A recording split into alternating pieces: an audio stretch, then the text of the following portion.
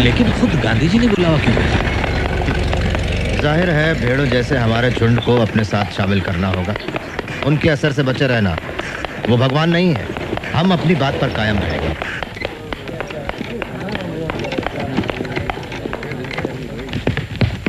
नमस्ते। नमस्ते। बापूजी छत पर हैं।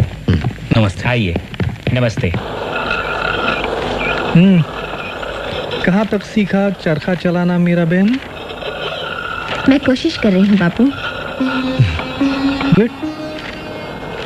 तुम बिल्कुल सही काट रही हो। ध्यान दोगी, लगन के साथ करोगी तो एक दिन तुम निपुण हो जाओगी। बिल्कुल सही। Good good, that is right. बापूजी, डॉक्टर अंबेडकर आ गया जी। हाँ हाँ हाँ, डॉक्टर अंबेडकर, आप मुझसे मिलना चाहते थे? गांधी जी, आपने ही मुझे चिट्ठी भेजकर बुलाया था। हाँ हाँ हाँ, याद आया। पता चला है कि आपको शिकायत है मुझसे और कांग्रेस से। मैं आपको बता दूं, अछूतों की समस्या को लेकर मैं चिंतित रहा हूं मेरे बचपन से। तब आप पैदा भी नहीं हुए थे डॉक्टर अंबेडकर।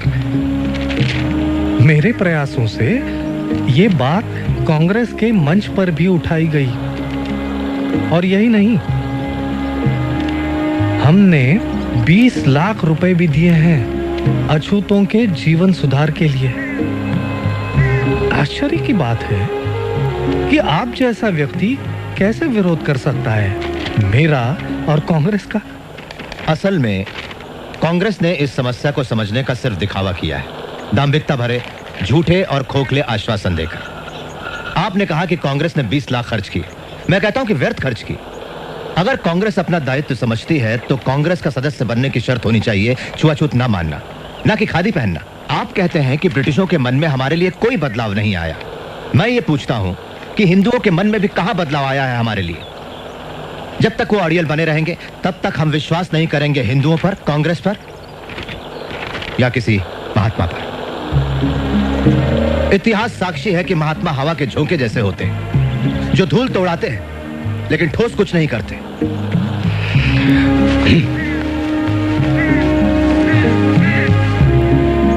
गांधी जी, मेरी कोई मातृभूमि नहीं, लेकिन ये सारा देश आपकी मातृभूमि है डॉक्टर अंबेडकर। और जहां तक राउंड टेबल कॉन्फ्रेंस के बारे में मैंने पढ़ा, उससे यह साबित होता है कि आप एक सच्चे और निष्ठावान देशभक्त हो। इसे मैं अपनी मातृभूमि कैसे कह सकता हूं जहां कुत्ते बिल्लियों जैसा सलूक होता है हमारे साथ? हम लोगों के साथ जो बर्ताव होता है वो इतना असहनीय है कि अगर हम कभी निष्ठावान ना रह पाए तो दोष इस मिट्टी का होगा, ना कि हमारा। कांग्रेसियों ने हमारे आंदोलन का विरोध किया, देशद्रोही कहा, और आप मुझे देशभक्त कह रहे हैं। मेरा मानना है कि मैं अपने लोगों के बुनियादी हकों की रक्षा के लिए लड़ रहा हूं, इस भूमि को बिना कोई नुकसान पहुंचाए। आप मुझे देशद्रोही कहें या देशभक्त, मुझे इसकी कतई परवाह नहीं। तो आपकी हमसे क्या अपेक्षा है डॉक्टर? आपने मुसलमानों और सिखों को राजनीतिक अधिकार देने की बात मान ली, जो कि राजनीतिक और आर्थिक रूप से अछूतों से ज्यादा आत्मनिर्भर है। गोलमेज परिषद ने अछूतों के लिए इसी तरह के राजनीतिक अधिकारों की सिफारिश की है। आपका क्या विचार है? मैं राजनीतिक आधार पर हिंदुओं और अछूतों में बंटवारे के खिलाफ हूँ। यह सरासर आत्मघाती निर्णय होगा। आपके स्पष्ट मत के लिए आभारी हूं। हमें पता चल गया कि इस संघर्ष में हम लोग कहां खड़े हैं। अब मैं इजाजत चाहूंगा गांधी जी।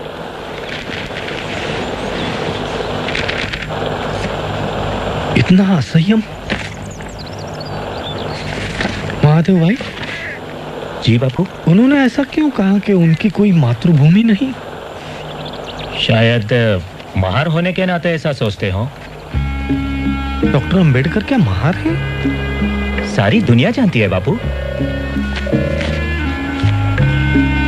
सारी दुनिया जानती होगी पर मैं नहीं। मुझे किसी ने क्यों नहीं बताया उनके बारे में?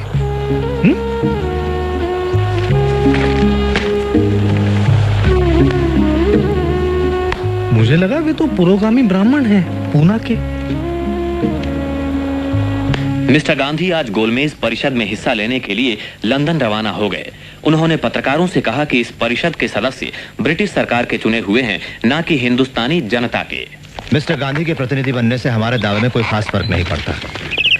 हमारी पहली जरूरत है पिछड़ी जातियों को राजनीतिक सत्ता से लैस करना, वही एक रास्ता है। लेकिन डॉक्टर अंबेडकर, आपको नहीं लगता कि शिक्षा से दलितों की स्थिति में सुधार होगा?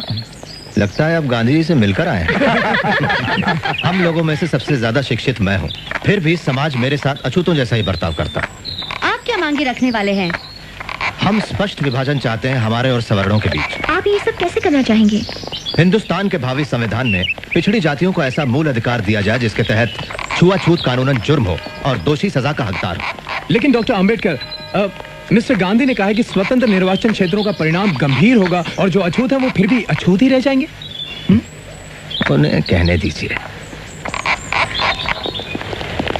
आप 2000 साल से बह रही धारा को रोककर उसे विरुद्ध दिशा में नहीं बहा सकते। दमन करने वाले कभी मसीहा नहीं बन सकते। हम राजनीतिक सत्ता चाहते हैं, न कि सिर्फ खूबसूरत शब्द, अच्छे इरादे या दान। एक और सवाल doctor Ambedkar please. Mister chairman, मैं जानता हूं प्रतिनिधियों के दिमाग में क्या है। अल्पसंख्यक वर्गों के उचित प्रतिनिधित्व का प्रश्न। हम राजी हैं मुसलमानों और सिखों को विशेष स्थान देकर समझौता करने के लिए, अर्थात इसके कुछ ठोस ऐतिहासिक कारण भी हैं। लेकिन जहां तक अछूतों का सवाल है, मैं और कांग्रेस दोनों विरुद्ध हैं उन्हें खास प्रतिनिधित्व देने के मामले में। अछूत हिंदू धर्म का ही एक हिस्सा है और उन्हें इससे अलग नहीं किया जा सकता। धन्यवाद। हमारे खिलाफ लड़ाई का बिगुल बच गया। भीम, क्या हुआ? उन्होंने अल्पसंख्यक कमेटी को स्थगित कर दिया है। मैंने सुना है कि वो मुसलमानों के साथ एक सौदा करने वाले हैं। सौदा किस तरह का? कांग्रेस मुसलमानों की 14 मांगे मान लेगी अगर मुसलमान हमारा विरोध करें तो।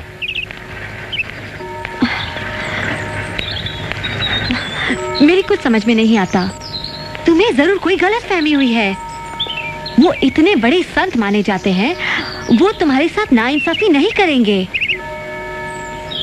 संत? वो एक मंझे हुए राजनेता है फैनी।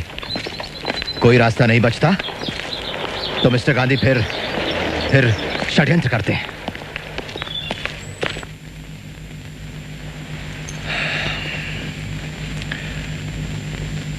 मिस्टर प्राइम मिनिस्टर और साथियों, मुझे बड़े दुख के साथ ये घोषणा करनी पड़ रही है कि हम सांप्रदायिकता के प्रश्न पर आपसी बातचीत के द्वारा किसी निर्णय पर पहुंचने में असफल रहे हैं। ये असफलता कमेटी के गठन में ही छिपी थी, जिसके सदस्य सरकार के प्रतिनिधि तो हैं, मगर जनता के प्रतिनिधि नहीं हैं। जहां तक कांग्रेस का सवाल है, वो सारे हिंदुस्तान का प्रतिनिधित्व करती है, जिसमें अछूत भी शामिल है।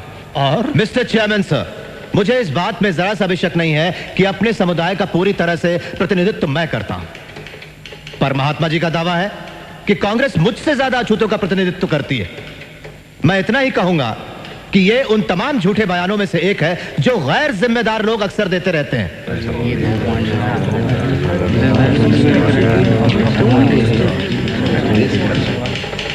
ऐसे टेलीग्राम पिछड़ी जातियों के लोग मेरे पास देश के कोने कोने से भेज रहे हैं। उनका कांग्रेस के आंदोलन पर बिल्कुल भरोसा नहीं है और वे कांग्रेस कार्यकर्ताओं के काम के तरीके का विरोध करते हैं। मैं एक और बात बताना चाहता हूं मिस्टर प्राइम मिनिस्टर, कि अछूत वर्ग हिंदुस्तान में सत्ता परिवर्तन के लिए शोर नहीं मचा रहा है, लेकिन अगर यह हस्तांतरण होता है तो सत्ता सिर्फ कुछ लोगों के हाथों में, विशिष्ट वर्गों में या किसी खास दल के कब्जे में नहीं होनी चाहिए। उस सत्ता में सारे समुदायों की सही साझेदारी होनी चाहिए।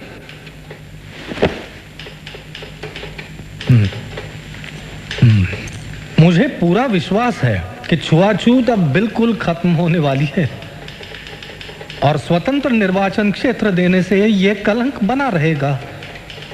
मैं हिंदुस्तान के एक कोने से दूसरे कोने तक जाकर यह समझाना चाहूंगा अछूतों को कि छुआछूत हटाने का यह तरीका नहीं है।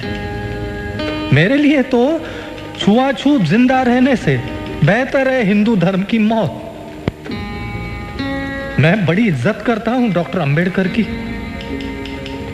पर ऐसा लगता है कि जिस भयानक अन्याय की चक्की में वे पिस चुके हैं और संभवतः जिन कटु अनुभवों से वे गुजरे हैं, उनके कारण वे गुमराह हो गए हैं।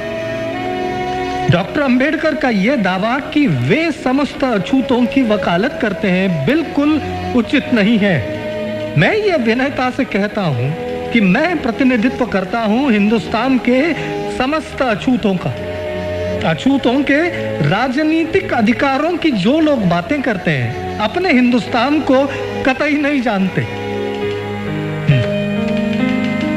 प्राणों की बाजी लगाकर इस तरह के राजनीतिक बंटवारे का मैं विरोध करूंगा।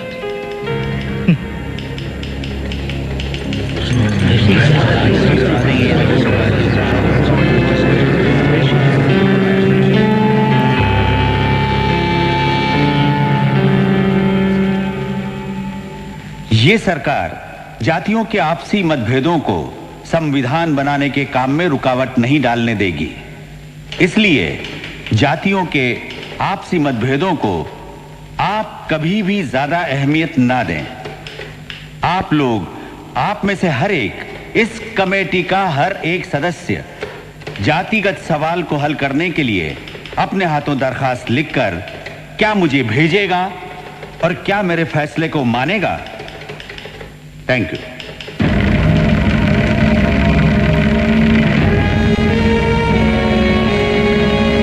ब्रिटेन के पंत प्रधान मिस्टर मैकडोनाल्ड ने पिछड़ी जातियों को स्वतंत्र निर्वाचन क्षेत्र देने की घोषणा की है। यरोडा जेल में महात्मा गांधी ने कहा कि हिंदुओं का बंटवारा करने वाले इस निर्णय का वे तीव्र विरोध करेंगे।